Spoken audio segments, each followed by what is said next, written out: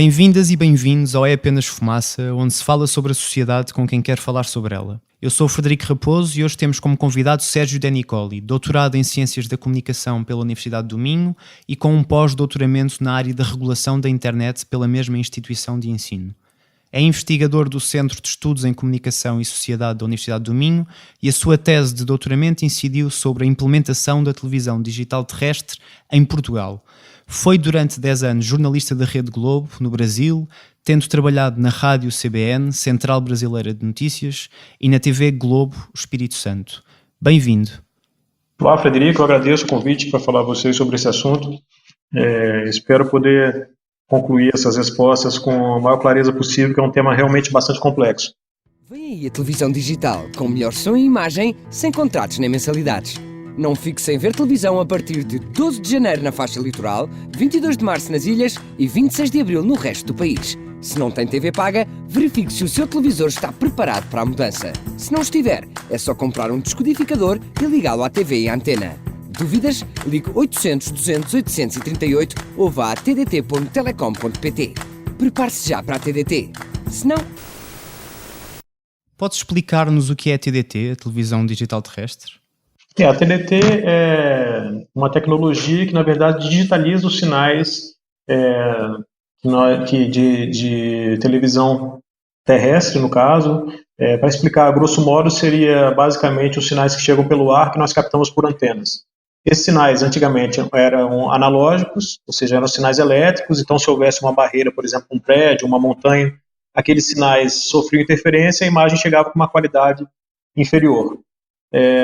A digitalização desses sinais permitiu que as TVs pudessem captar essas imagens de uma forma melhor, porque, diferentemente dos sinais elétricos que reproduzem as imagens imediatamente após receber, no caso dos digitais, o receptor armazena por alguns segundos e depois emite. Então, esses poucos segundos de armazenamento permitem uma correção da imagem, então acabamos por ver com uma melhor qualidade, com menos interferência. E houve quem tenha, então, basicamente isso. Houve quem tenha ficado a ouvir estática, como diz o anúncio da campanha oficial de implementação da TDT em Portugal?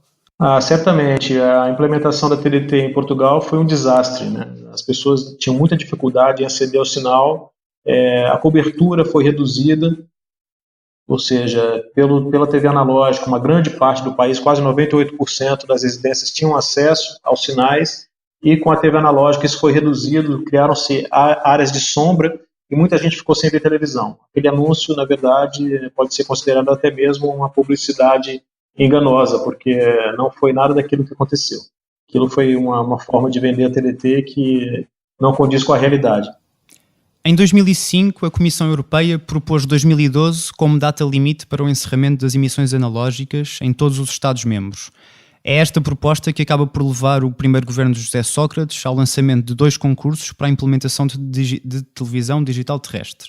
Um para canais gratuitos e outro para canais pagos, por subscrição.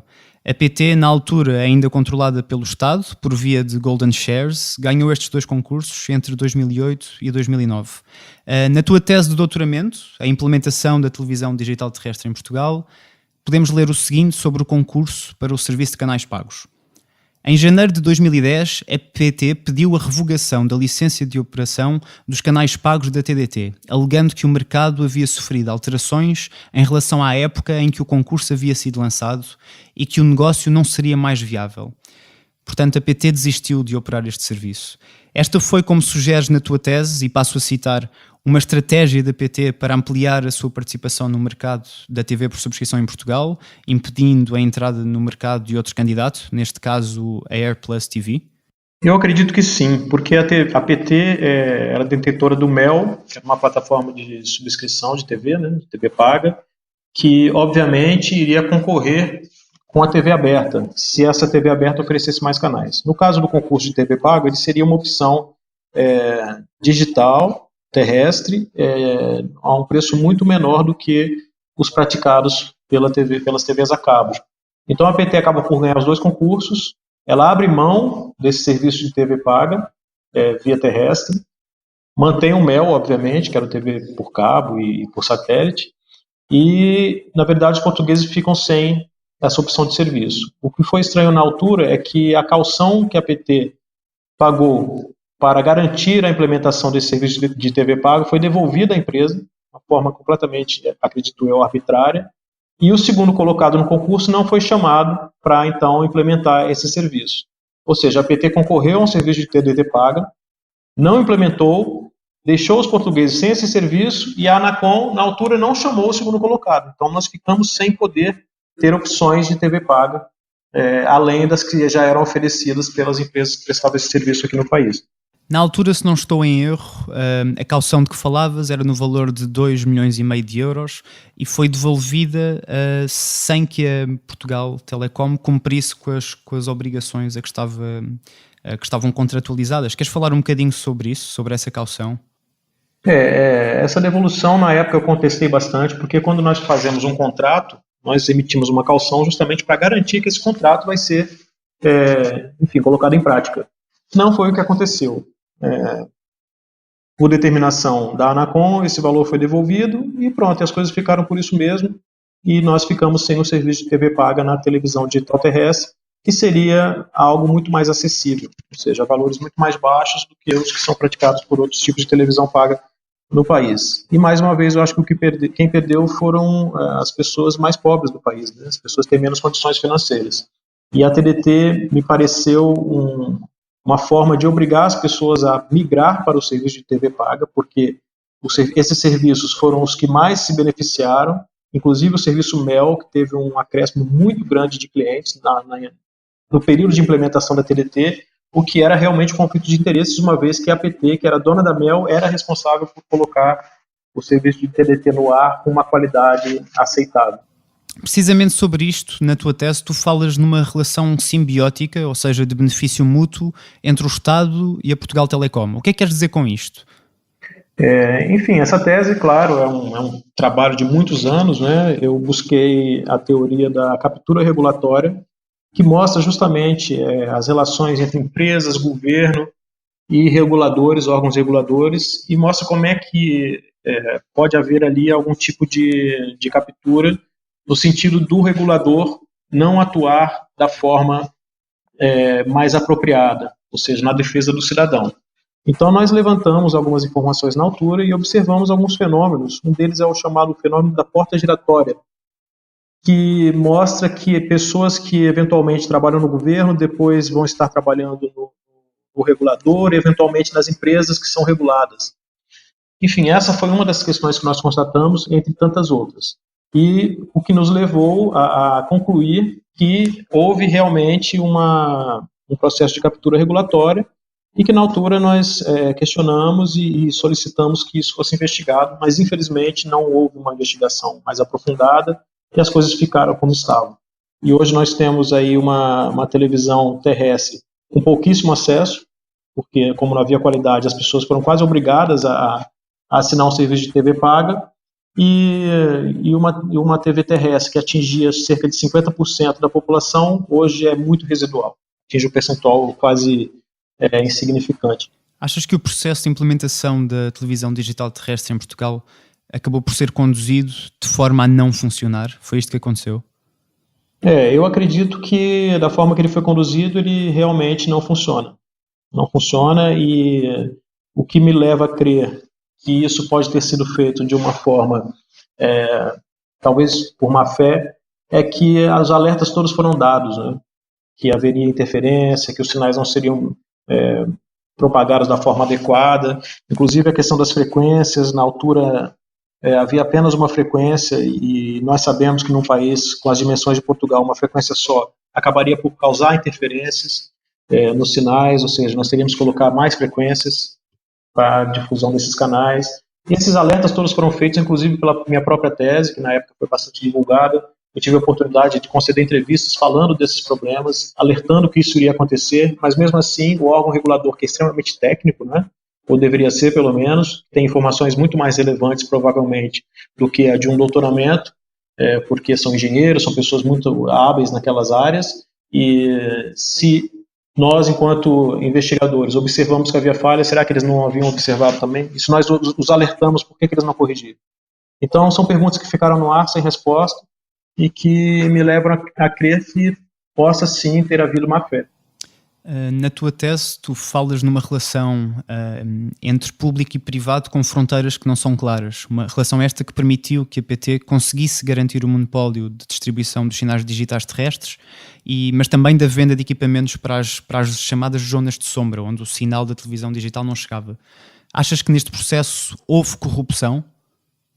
Então, quando eu fiz denúncias de corrupção, eu me baseei em estudos da Transparência Internacional, né, que diz que quando há empresas que são beneficiadas em detrimento da população, isso é também considerado corrupção. Na verdade, eu não posso afirmar isso categoricamente, não é? Eu não sou membro enfim, de órgãos policiais, enfim, nem da justiça, mas eu posso afirmar que houve indícios, que esses indícios deviam ser investigados, foi o que eu defendi na altura. Essa relação público-privada, ela ficou muito patente nesse processo. No caso das zonas de sombra, que foi o que mencionou, o que aconteceu? Onde a TVDT não chegava, as pessoas tinham que comprar um equipamento para receber os sinais via satélite. A única empresa habilitada a vender esses equipamentos foi a Portugal Telecom, o que foi realmente um absurdo, não havia necessidade disso. E, além disso, a Lei das Comunicações Eletrônicas de Portugal diz que nenhum canal livre pode ser bloqueado. E esses equipamentos que foram vendidos pela Portugal Telecom, eles bloqueavam os canais livres. As pessoas só tinham acesso aos 4 canais na altura que estavam disponíveis na televisão aberta, sendo que é algo que é proibido. Tempos depois, a Portugal Telecom chegou a receber uma multa irrisória, um valor muito pequeno, por ter operado dessa forma, né, em relação ao bloqueio dos canais, mas nada foi feito e as coisas continuaram a ser operadas da mesma forma. Quando eu falei da questão do monopólio das transmissões que foi dada à PT, é uma outra questão que é importante ressaltar. Na TV analógica, qualquer operador que tivesse uma rede de transmissão de dados ou que quisesse construir uma rede de transmissão de sinais, ele estaria apto a emitir esses sinais. Na altura, a TVI tinha um sistema de transmissão dos sinais dela, e esse sistema acabou sendo cedido para a PT porque a lei transformou o que era o mercado livre em monopólio. Ou seja, se a TVI não cedesse à PT, ela ia perder todo aquele sistema, que é um sistema caro, né? São antenas colocadas em vários pontos importantes do país, locais altos, e ela ficou sem opção porque, se ela assim não o fizesse, aquilo iria virar sucata. Então foi um processo cheio de meandros, assim, muito complicados, foi um processo muito obscuro, e que na altura foi uma voz dissidente, muitas pessoas não acreditavam na má-fé nesse processo. Eu acho que a tese ajudou as pessoas a acordarem, entenderem que havia ali algum problema, e hoje eu acho que todo mundo tem muita consciência que essa implementação da TDT foi bastante nociva. Ela não foi uma implementação positiva. Algo poderia ser muito importante para o país, poderia ampliar o número de canais, poderia possibilitar que pessoas, principalmente idosas, que vivem em locais mais isolados, tivessem acesso a mais canais, mas isso não aconteceu. Houve realmente uma empresa que se beneficiou muito, que foi o Portugal Telecom, em detrimento da população, que teve que pagar mais para poder ver TV de qualidade. A Portugal Telecom não pode deixar passar em claro mais esta grave ofensa ao seu bom nome, por parte do Sr. Sérgio De Nicoli, pelo que irá recorrer aos meios judiciais para repor a verdade e defender os seus direitos. Isto que acabei de ler foi a resposta oficial da PT àquelas que foram as conclusões da tua tese de doutoramento. Explica-nos o que é que aconteceu aqui. Eu considerei esse anúncio de um eventual processo judicial uma ameaça, uma censura, na verdade, né? Uma censura à liberdade acadêmica, à liberdade de investigação.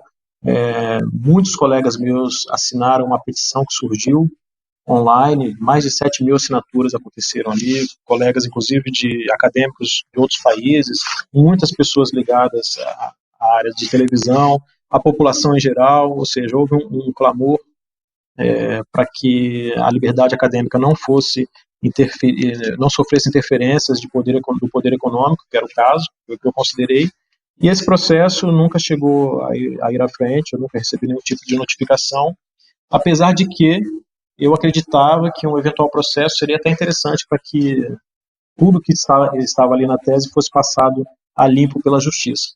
A tese foi aprovada por unanimidade, é uma tese que foi avaliada por acadêmicos, catedráticos, representantes da reitoria da universidade, e que teve essa aprovação unânime, o que mostra que o trabalho realmente foi um trabalho muito bem feito.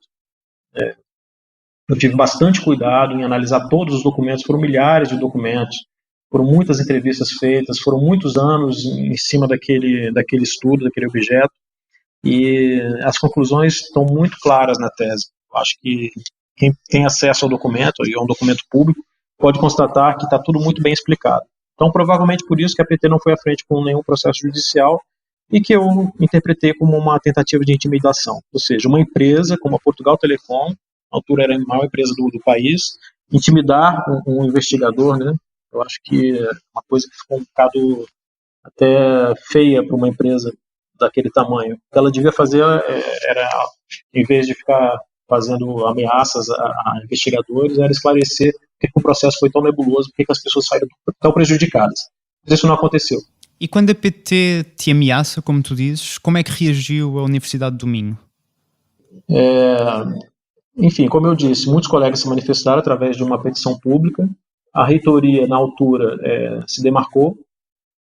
Eu também não gostaria de entrar muito em pormenores nessa questão, mas na época eu contestei esse posicionamento, uma vez que a própria reitoria participou do júri, né, que avaliou o estudo.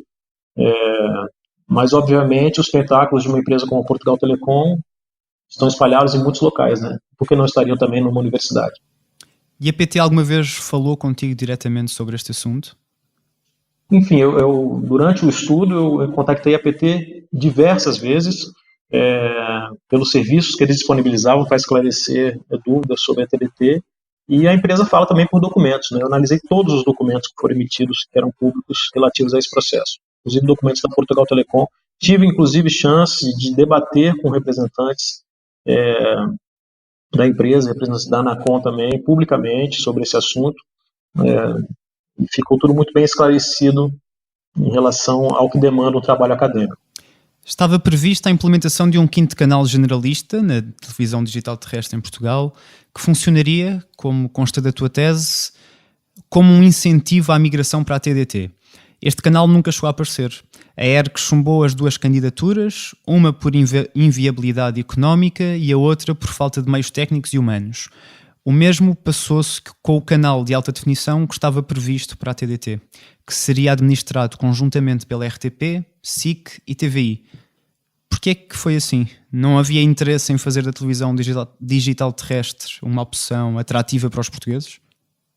Veja bem, no ambiente de captura regulatória, obviamente que a parte que perde mais é a parte da população.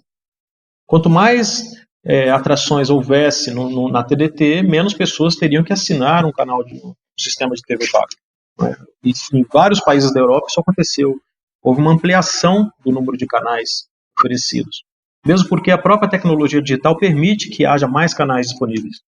Diferentemente dos canais analógicos, o canal digital, ele pode, nós podemos ter mais canais dentro de uma única frequência. Isso não aconteceu em Portugal.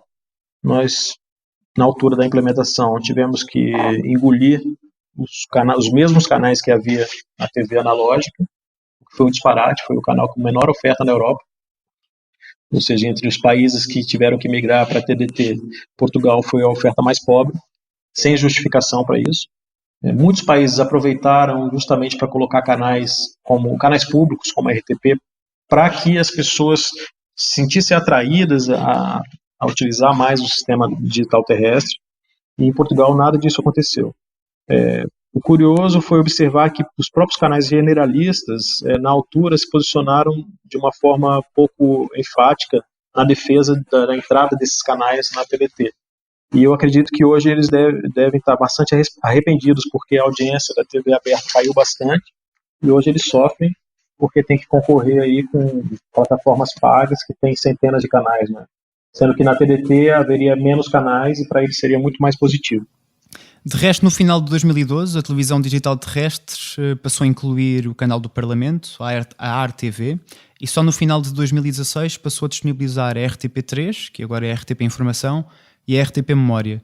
Isto significa que existiram canais de televisão públicos durante vários anos que não constavam da oferta gratuita de televisão em Portugal. Canais que eram financiados pelos contribuintes portugueses e que, no entanto, apenas se encontravam disponíveis através de subscrição de um serviço de televisão paga. Como é que isto é possível? Isso é um paradoxo, né? Um dos muitos paradoxos que nós encontramos nesse processo. Ou seja, se os portugueses pagavam para ter a RTP com diversos canais, e se havia uma tecnologia digital que permitia que esses canais finalmente pudessem ser disponibilizados gratuitamente para as pessoas, por que isso não aconteceu? Eu realmente não tenho essa resposta. Eu questionei bastante na época. Seria um atrativo muito interessante que as pessoas continuassem a ver a TDT, não precisassem migrar para canais de TV paga, mas isso não aconteceu. É um paradoxo entre tantos outros, esse processo é cheio deles. Num artigo de opinião publicado no Jornal Público, em junho de 2016, João Pedro Figueiredo, jurista, olhava para a realidade exterior para dar conta do cenário nacional. Com 5 canais na TDT, espantamo-nos com os 118 canais da Itália, 67 dos quais sem custos para o espectador, 85 da Inglaterra, 81 gratuitos, 43 da Alemanha, 41 não são pagos, 40 da França, 31 em acesso livre, ou com os 27 em Espanha, só um é pago. E verificamos que podem existir 39 canais na TDT austríaca, 3 em aberto, 26 na checa, todos de acesso livre, 25 na eslovaca, 13 free-to-air, 17 na cipriota, 11 grátis, 13 na búlgara e na grega, esta com apenas 2 canais pagos, ou mesmo 10 na belga ou na irlandesa, todos de acesso livre. Isto para falar de países com população e dimensão de mercado semelhantes ou inferiores ao nosso. Porque é que a nossa TDT tem, como disseste ainda há pouco, tão poucos canais? Esta TDT com que nós ficamos foi aquela que era inicialmente planeada? Não, de forma alguma. A TDT era uma promessa de melhoria muito grande, de mais canais, de canais de mais qualidade, de serviços interativos. Nada disso foi colocado em Portugal. Eu acredito porque a empresa que foi escolhida, né, em concurso, aliás, concurso que eu questionei também alguns pontos, mas enfim, a empresa que ganhou o concurso, que é a Portugal Telecom, tinha um serviço de TV paga. Havia aí um claro conflito de interesses e, obviamente, essa empresa não tinha o interesse de colocar muitos canais porque iria concorrer com o Mel. Isso foi falado na minha tese em diversos momentos. Eu interpretei realmente como um conflito de interesses e me assustava na altura que a Anacom fosse conivente com isso, que não pressionasse para que houvesse mais canais, que a Portugal Telecom colocasse mais serviços disponíveis às pessoas. Mas o que tivemos foi um processo muito nebuloso, como eu referi, muito complicado e no qual quem saiu perdendo foi a população portuguesa. A 26 de abril de 2012, a rede analógica deixou de existir em Portugal. Este acontecimento foi chamado de apagão analógico. Uma notícia avançada pela RTP em 2012 fez eco das acusações de oposição política, nomeadamente do Partido Comunista, que falava em 1,3 milhões de pessoas a quem a cobertura do sinal da TDT não chegava, as chamadas zonas de sombra. Nos meios de comunicação, os testemunhos de quem não conseguia apanhar sinal multiplicavam-se. Em 2013, o Porto Canal dava conta de um destes casos. Tem altura que não dá nada. A gente liga, está a dar muito bem, agora até está a dar bem, mas de um momento para o outro começam umas cores muito... várias cores e não se vê nada mesmo. Ficamos mesmo sem imagem. Tem sido sempre, desde que pusemos o TDT. A gente não sabe onde é que tem que reclamar. O que poderia ser um serão em família a ver televisão, torna-se uma verdadeira aventura pela procura de uma imagem com alguma qualidade. A gente liga à televisão, começa, pronto, paga-se. Depois às vezes até diz sem sinal, aparece lá um quadradinho escrito, não tem sinal. A passagem do analógico para o digital resultou numa melhoria em termos de cobertura e recepção do sinal televisivo? Não, de forma alguma. Deveria ter melhorado, mas melhorou, justamente porque foi colocado de uma forma ruim. Foi uma implementação péssima, feita de uma forma muito complicada, uma forma que não permitiu essa melhoria, e acredito que talvez até por má fé, como eu referi anteriormente, porque todos os problemas técnicos já haviam sido apontados e a Portugal Telecom poderia ter corrigido esses problemas e a própria Anacom poderia ter cobrado uma correção para que as pessoas recebessem o melhor sinal. Isso não aconteceu. Não aconteceu porque também as zonas que foram escolhidas como zonas piloto elas foram mal escolhidas. Havia ali uma série de pormenores, que eu também descrevi na tese, que explicavam por que aquelas zonas não poderiam ser piloto. Ou seja, foram testes que foram feitos sem nenhum tipo de validação do sistema. Tanto que nessas zonas piloto tudo funcionou perfeitamente, mas quando o sistema analógico foi desligado e ligaram o sistema digital, houve esse caos todo que nós ouvimos aí nessa gravação. Então, não melhorou nada, realmente piorou. Num estudo elaborado pela Autoridade Nacional de Comunicações, a ANACOM, divulgado em janeiro deste ano, a penetração da TDT é descrita como baixa.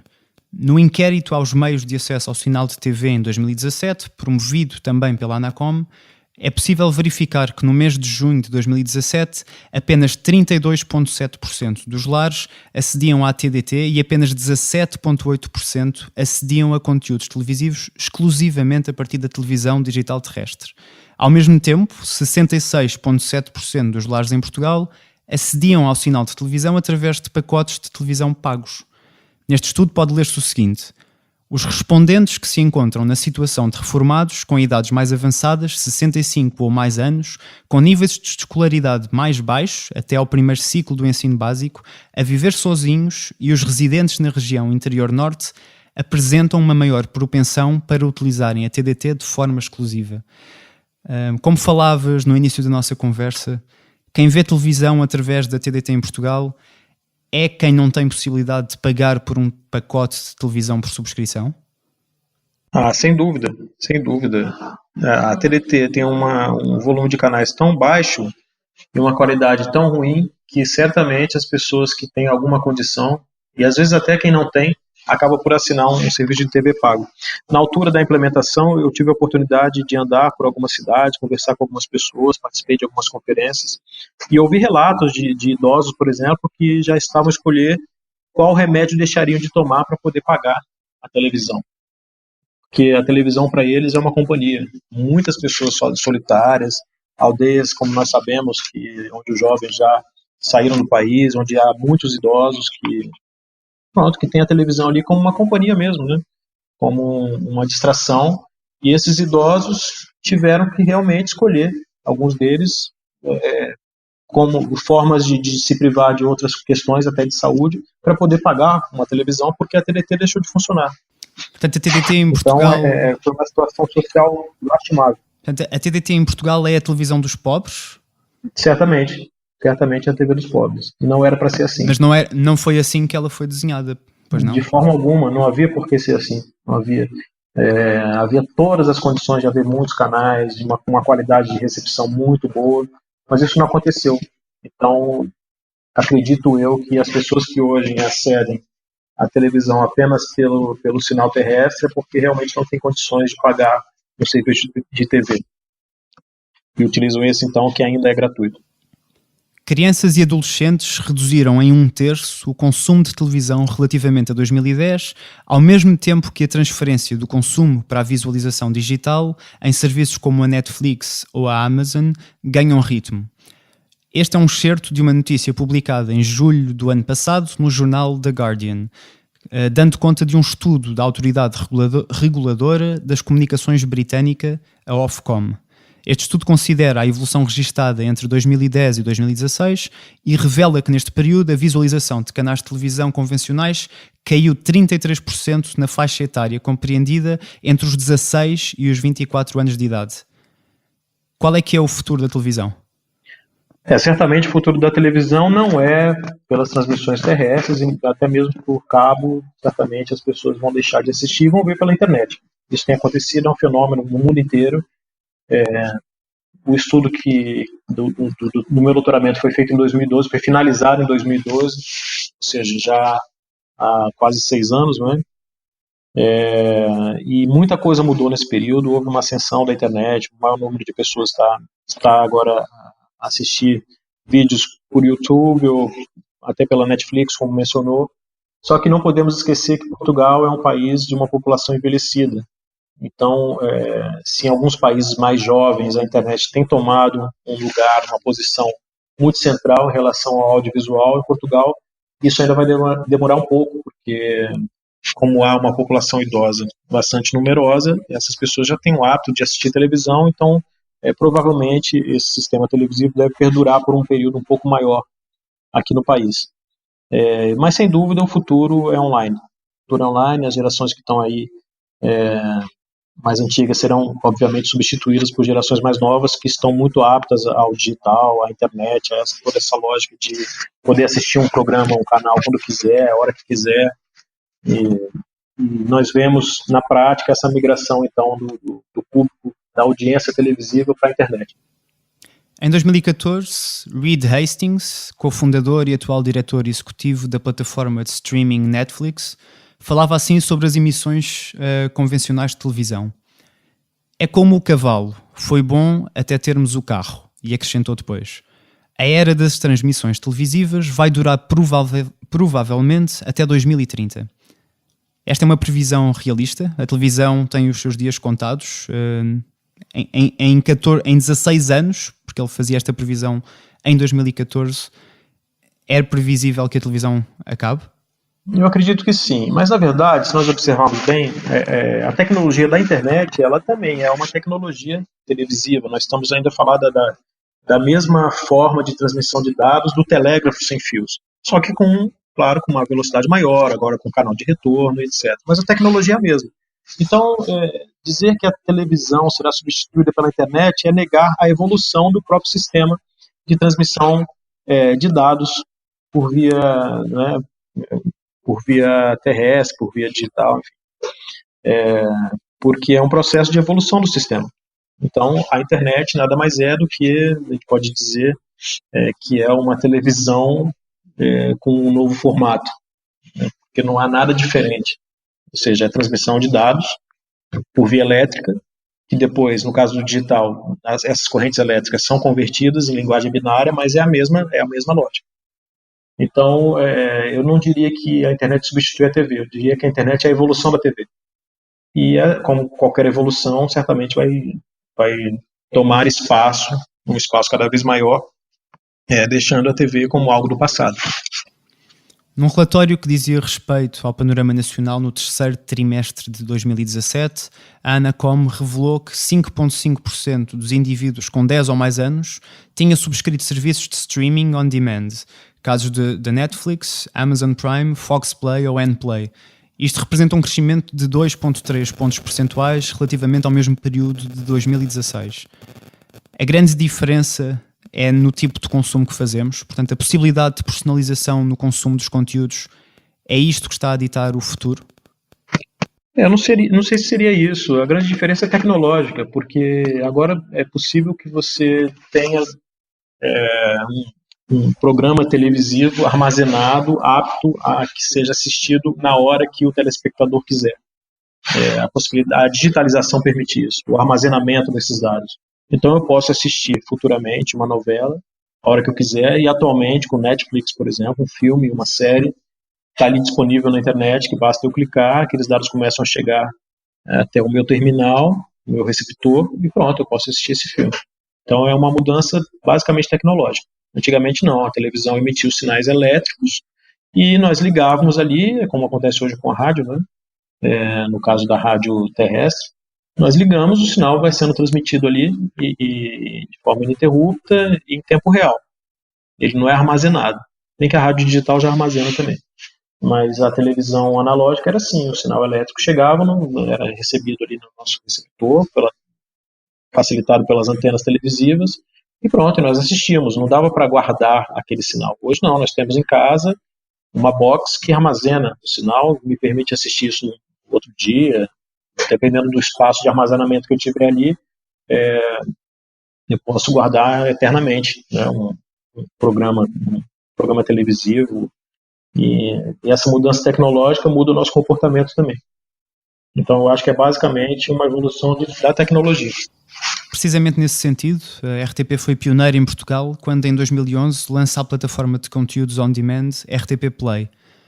Um artigo publicado na Shifter, de maio de 2016, intitulado "A RTP Play é cada vez mais um canal de TV próprio", dá conta da aposta da estação de televisão pública nos conteúdos on demand.